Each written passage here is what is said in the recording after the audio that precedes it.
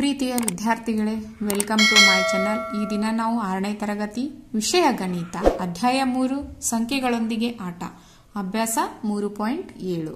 ಹೌದಾ? 3.7 ಅಭ್ಯಾಸದಲ್ಲಿ ಬರ್ತಕ್ಕಂಥ ಲೆಕ್ಕಗಳನ್ನು ನಾವು ಬಿಡಿಸ್ತಾ ಇದ್ವಿ. ಈಗಾಗಲೇ ಬಿಡಿಸಿದೀವಿ. ಈ ಒಂದು ತರಗತಿಯಲ್ಲಿ ನಾವು 10 ಮತ್ತು 11ನೇ ಭಾಗದಲ್ಲಿ ಬರ್ತಕ್ಕಂಥ ಲೆಕ್ಕಗಳನ್ನು ಏನ್ ಮಾಡೋಣ, ತಿಳಿದುಕೊಳ್ಳೋಣ. 10 ನೋಡಿ, ಪುಸ್ತಕನ ಯೂಸ್ ಮಾಡಬೇಕು ವಿದ್ಯಾರ್ಥಿಗಳೇ. 10ನೇ ಪ್ರಾಬ್ಲಮ್ ಏನಿದೆ ನೋಡಿ, ಕೆಳಗಿನ ಸಂಖ್ಯೆಗಳ ಲಸಾಗು ಅಂದ್ರೆ ಗುಣಕ, ನಾವು ಅಪವರ್ತ್ಯ ಅಂತಾನೂ ಕರಿತೀವಿ, ಕಂಡು ಹಿಡಿಯಿರಿ ಅಂತ ಹೇಳಿದ್ದಾರೆ. ಹೌದಾ? ನೋಡಿ, ಈಗ ಏನು ಅಷ್ಟು ಹೇಳ್ಬಿಟ್ಟು ಮತ್ತೆ ಏನ್ ಹೇಳಿದ್ದಾರೆ ನೋಡಿ, ಪಡೆದಿರುವ ಲಸಾಗುಗಳಲ್ಲಿರುವ ಸಾಮಾನ್ಯ ಅಂಶಗಳನ್ನು ಗುರುತಿಸಿ ಪ್ರತಿಯೊಂದು ಸಂದರ್ಭಗಳಲ್ಲೂ ಲಸಾಗುಗಳು ಆ ಸಂಖ್ಯೆಗಳ ಗುಣಲಬ್ಧಕ್ಕೆ ಸಮವಾಗಿದೆ ಅಂತ ಟೆಸ್ಟ್ ಮಾಡಬೇಕು ಅಂತ ಹೇಳಿದ್ದಾರೆ. ಹೌದಾ? ನೋಡಿ, ಫಸ್ಟ್ ಲಸಾವನ್ನ ಏನ್ ಮಾಡೋಣ, ಕಂಡುಹಿಡಿಯೋಣ. 9 ಮತ್ತು 4ರ ಲಸಾ ಅಥವಾ ಲಸಾಗು. ಲಸಾ ಅಂದ್ರೆ ಏನು ಅನ್ನುವಂಥದ್ದು ನಿಮ್ಗ ಈಗಾಗಲೇ ಏನಿದೆ ಗೊತ್ತಿದೆ. ಹೌದಾ? ಲಸಾ ಅಂದ್ರೆ ಲಘುತಮ ಸಾಮಾನ್ಯ ಅಪವರ್ತ್ಯ ಅಥವಾ ಲಘುತಮ ಸಾಮಾನ್ಯ ಗುಣಕ ಅಂತ ಹೇಳ್ತೀವಿ. ಹೌದಾ? ಈಗ ನೋಡಿ, 9 ಮತ್ತು 4 ಈಗ ನಾವು ಈಗ ಸಾಮಾನ್ಯವಾಗಿ ಲಸವ ಮಸ ಈ ರೀತಿಯಾಗಿ ನಿಮ್ಗೆ ಕಂಡುಹಿಡಿಯೋದನ್ನ ನಾನು ಹೇಳ್ಕೊಟ್ಟಿದ್ದೀನಿ. ಹೌದಾ? ಇವು ಎರಡು ಒಂದ ಮಗ್ಗಿಯಲ್ಲಿ ಇರಬೇಕು ಅಂದ್ರೆ ನಾವು ಇಲ್ಲಿ ಹಚ್ತಿರ್ತೀವಿ, ಇಲ್ಲಾಂದ್ರೆ ಹಚ್ಚಬಹುದು.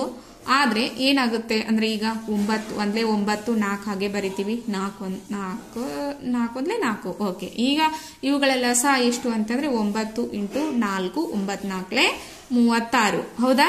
ಈ 36 ಏನಂತಂದ್ರೆ 9 ಮತ್ತು 4ರ ಲಸ ಆಗಿರುತ್ತೆ. ಹೌದಾ? ಯಾಕಂತಂದ್ರೆ 9 ಮತ್ತು 4 ಎರಡು ಒಂದ ಮಗ್ಗಿಯಲ್ಲಿಲ್ಲ, ಅದಕ್ಕೋಸ್ಕರ ನಾವೇನ್ ಮಾಡ್ತೀವಿ, ಈ ರೀತಿಯ ಬರ್ಕೋತೀವಿ. ಇವುಗಳ ಮಸ ಒಂದಾಗಿರುತ್ತೆ. ಅದನ್ನ ಮುಂದೆ 11ನೇ ಪ್ರಾಬ್ಲಮ್ ಇಲ್ಲಿದೆ, ಅದನ್ನ ತಿಳಿಸ್ತೀನಿ. ಈ ರೀತಿ ಮಾಡೋದಕ್ಕಿಂತಲೂ ಏನ್ ಮಾಡ್ಬೇಕು ಅಂದ್ರೆ ಇವನ್ ಜಸ್ಟ್ ಸಂಖ್ಯೆ ನೋಡ್ಬಿಡ್ಬೇಕ್ರಿ. ಹೌದಾ? 9 ಮತ್ತು 4 ಎರಡು ಒಂದ ಮಗ್ಗಿಯಲ್ಲಿಲ್ಲಲ್ಲ, ಇವುಗಳನ್ನ ಈ ರೀತಿ ಮಾಡ್ಕೊಂಡು ಕೂಡೋ ಅವಶ್ಯಕತೆ ಇಲ್ಲ. ಇವೆರಡನ್ನ ಮಲ್ಟಿಪ್ಲೈ ಮಾಡಿದ್ರೆ ಅದೇನಾಗುತ್ತೆ, 36 ಬಂದೇ ಬರುತ್ತೆ. ನೋಡಿ, 9 4 36. ಹೌದಲ್ಲ? ಹಾಗಾದ್ರೆ ಇನ್ನೊಂದು ಲೆಕ್ಕ ಬಿಡಿಸೋಣವಾ? ಈ ರೀತಿ ಮಸ ಈ ರೀತಿ ಹಾಕ್ಲಾರ್ದ ಡೈರೆಕ್ಟ್ ಆಗಿ ಹೇಳ್ತಿರಲ್ವಾ ನೀವು? ನೋಡಿ, 12 ಮತ್ತು 5 ಹೇಳಿ, ಬೇಗ ಹೇಳಿ. ಓಕೆ, 12 60. ಇವುಗಳ ಲಸ ಎಷ್ಟಾಗಿರುತ್ತೆ? 60. ಈ ರೀತಿ ಮಾಡಿದ್ರೂ ಕೂಡ ಆಗುತ್ತೆ. ಯಾಕೆ ಆ ರೀತಿ ಮಾಡಬೇಕು, ಯಾವಾಗ ಮಾಡಬೇಕು ಅಂತಂದ್ರೆ ಇವೆರಡು ಏನಾಗಿರ್ಬೇಕು, ಸಹ ಅವಿಭಾಜ್ಯ ಅಪವರ್ತನ. ಅಂದ್ರೆ ಎರಡು ಒಂದ ಮಗ್ಯಾಗಿರ್ಬಾರ್ದು. ನೋಡ್ರಿ, ನಿಮಗೆ ಈಸಿಯಾಗಿ ಹೇಳ್ಬೇಕಂದ್ರೆ ಎರಡು ಒಂದ ಮಗ್ಯಾಗಿರ್ಲಿಲ್ಲ ಅಂದ್ರ ಅವನ್ನೆರಡು ಗುಣಾಕಾರ ಮಾಡಿದ್ರೇನೆ ಅದರದ್ದು ಏನಾಗಿರುತ್ತೆ, ಲಸ ಆಗಿರುತ್ತೆ. ಇದು ಸೆಕೆಂಡ್ ಒನ್. ಥರ್ಡ್ ಒನ್ ಏನಿದೆ ನೋಡಿ, 6 ಮತ್ತು 5. ಫಾಸ್ಟ್. ಎಷ್ಟು? 6 ಮತ್ತು 5ರ ಲಸ 6 30. ನೆಕ್ಸ್ಟ್ 4ನೇದು 15 ಮತ್ತು 4. ಎಷ್ಟು? 15 4 5 4 20, 4 1 4 2 6 15 4 60. ಅಂದ್ರೆ 15 × 4 ಗುಣಾಕಾರ ಮಾಡಿದ್ರೆ ಇಷ್ಟ ಆನ್ಸರ್ ಬರುತ್ತೆ. ಈ ರೀತಿಯಾಗಿ ಮಾಡೋದಕ್ಕಿಂತ ಅವ್ನ ಗುಣಾಕಾರ ಮಾಡಿ ನಾವೇನ್ ಮಾಡಿದ್ವಿ.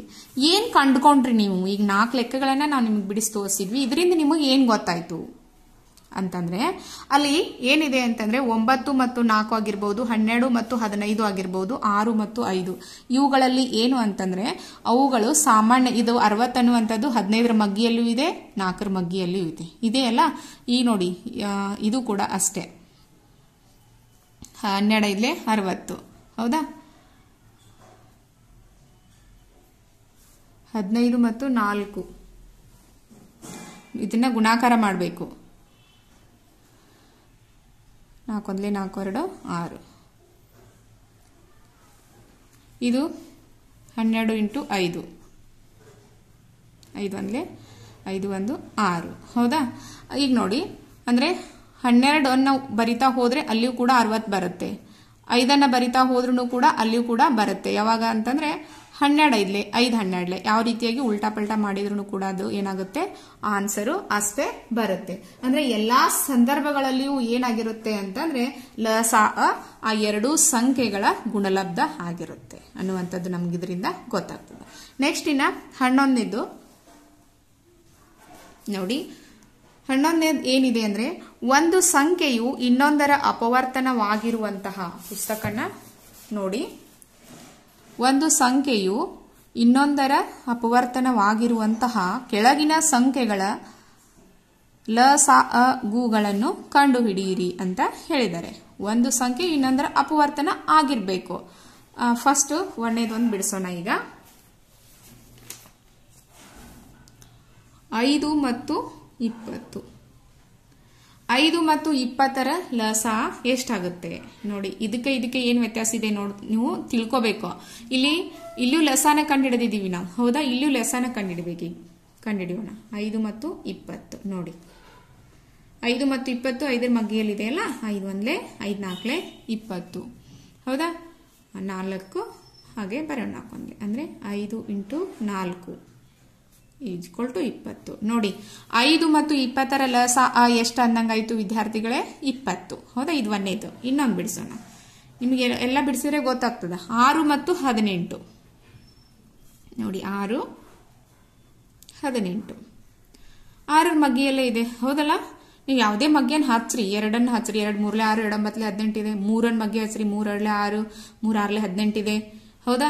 6ರ ಮಗ್ಗಿ ಹಚ್ಚ್ರಿ, 6 1 6 6 2 6 3 18.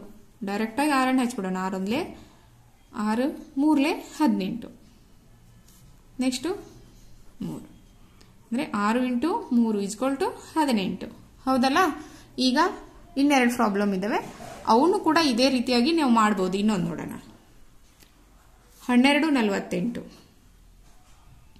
ನೋಡಿ.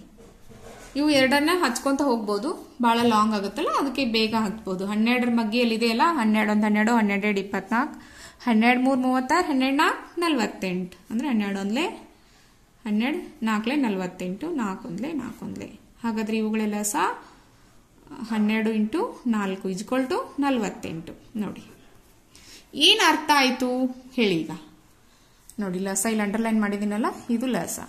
ಇಲ್ಲಿ ನೋಡಿ 5 ಮತ್ತು 20 ಇದೆ, ಅದರ ಲಸ 20. 6 ಮತ್ತು 18 ಇದೆ, ಅದರ ಲಸ 18. 12 ಮತ್ತು 48 ಇದೆ, ಅದರ ಲಸ 48. ಏನ್ ಅರ್ಥ ಆಯ್ತು ಇದರಿಂದ ನಿಮಗೆ? ಓಕೆ, ಏನ್ ಅರ್ಥ ಆಯ್ತು ಅಂದ್ರೆ ಇಲ್ಲಿ ನೋಡಿ 5 ಮತ್ತು 20 ಕೊಟ್ಟಾರಲ್ಲ, ಇದೆ ಯಾವುದೊಂದು ದೊಡ್ಡ ಸಂಖ್ಯೆ ಇರುತ್ತಲ್ಲ ಕೊಟ್ಟ ಸಂಖ್ಯೆಗಳಲ್ಲಿ ಅದೇ ಲಸ ಆಗ್ಬಿಟ್ಟಿದೆ. ಇಲ್ಲಿ 20 ಇದೆ ನೋಡಿ, ಇಲ್ಲಿ 18 ಇದೆ, ಅದೇ ಆಗಿದೆ. ಇಲ್ಲಿ 48 ಇದೆ, ಅದೇ ಆಗಿದೆ. ಕೊಟ್ಟ ಸಂಖ್ಯೆಗಳಲ್ಲಿ ದೊಡ್ಡದು ಯಾವ್ದಿದೆಯಲ್ಲ ಅದೇ ಏನಾಗ್ಬಿಟ್ಟಿದೆ ಅಂತಂದ್ರೆ ಅಲ್ಲಿ ಅಪವರ್ತನ ಆಗಿದೆ. ಯಾಕದ ಅಪವರ್ತನ ಆಗಿದೆ? ಯಾಕೆ ಅಪವರ್ತನ ಆಗಿದೆ ಅಂತಂದ್ರೆ ಅಲ್ಲಿ ಅವುಗಳು ಏನಾಗಿರ್ತವ, ಎರಡು ಒಂದ ಮಗ್ಗಿಯಲ್ಲಿ ಇದ್ದು ಅಂತಂದ್ರೆ, ಇದು ಟ್ರಿಕ್ಸ್ ನಿಮಗೆ. ಎರಡು ಒಂದ ಮಗ್ಗಿಯಲ್ಲಿ ಇದ್ದು ಅಂದ್ರೆ ಯಾವ್ದು ದೊಡ್ಡದಿರ್ತದಲ್ಲ ಅದರ ಅಪವರ್ತನ ಆಗಿರ್ತದೆ. ಎಲ್ಲಾ ಸಂದರ್ಭಗಳಲ್ಲಿಯೂ ಹೀಗೆ ಆಗ್ತಿರ್ತದೆ ಅನ್ನುವಂಥದ್ದು ಏನ್ ಮಾಡಿರ್ಬೇಕು ಅಂದ್ರೆ ನೀವು ಮಹತ್ತರವಾಗಿರ್ತಕ್ಕಂಥ ಸಂಖ್ಯೆ. ಈಗ ನೋಡಿ ಇನ್ನೊಂದು ಎಕ್ಸಾಂಪಲ್ ಇದೆ ನಿಮ್ಮ ಪುಸ್ತಕನಲ್ಲಿ. 9 ಮತ್ತು 45 ನೋಡಿ. 9 45 ಹೇಳಿ. ಇದನ್ನ ಬಿಡಿಸೋಕ್ಕಿಂತ ಮುಂಚೆನೆ ಹೇಳ್ಬಿಡ್ಬೇಕು ನಾವು. ಇದ್ರ ಲಸ ಎಷ್ಟು? 45, ಹೌದಲ್ಲ? ಎರಡು ಒಂದೇ ಮಗ್ಗಿಯಲ್ಲಿ ಇರ್ತವೆ, ಇದಾವಂತೆ ನಿಮ್ಗೆ ಕನ್ಫರ್ಮ್ ಆಗಿರುತ್ತೆ. 9 1 9 5 45. ಈ ರೀತಿಯಾಗಿ ಎಲ್ಲ ಹಾಕೊಂಡು ಮಾಡೋಕ್ಕಿಂತಲೂ ಬೇಗ ಹೇಳ್ಬೋದು. ಈ ರೀತಿಯಾಗಿದ್ರು ಬೇಗ ಹೇಳ್ಬೋದು, ಈ ರೀತಿಯಾಗಿದ್ರು ಬೇಗ ಹೇಳ್ಬೋದು. ಇನ್ನೊಂದು ಹೇಳ್ತೀನಿ ನೋಡಿ, ಇದು ಮುಂಚೆ ನಾನು ಹೇಳಿರಬಹುದು, ಯಾಕಂದ್ರೆ ಮಸ ನೋಡಿ. 2 ಮತ್ತು 3ರ ಮಸ ಎಷ್ಟು ಹೇಳಿ ನೋಡೋಣ. ಅದನ್ನ ಗೆರೆ ಹೊಡೆದೆಲ್ಲ ಮಾಡ್ಕೋತ ಕೂಡು ಹಾಗಿಲ್ಲ.